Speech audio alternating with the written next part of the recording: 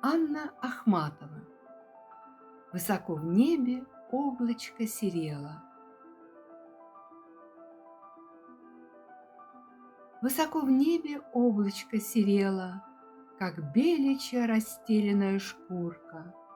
Он мне сказал: не жаль, что ваше тело растает в марте, хрупкая снегурка. В пушистой муфте руки холодели. Мне стало страшно, стало как-то смутно. О, как вернуть вас быстрые недели его любви, воздушной и минутной! Я не хочу ни горечи, ни мщенья, пускай умру с последней белой вьюгой.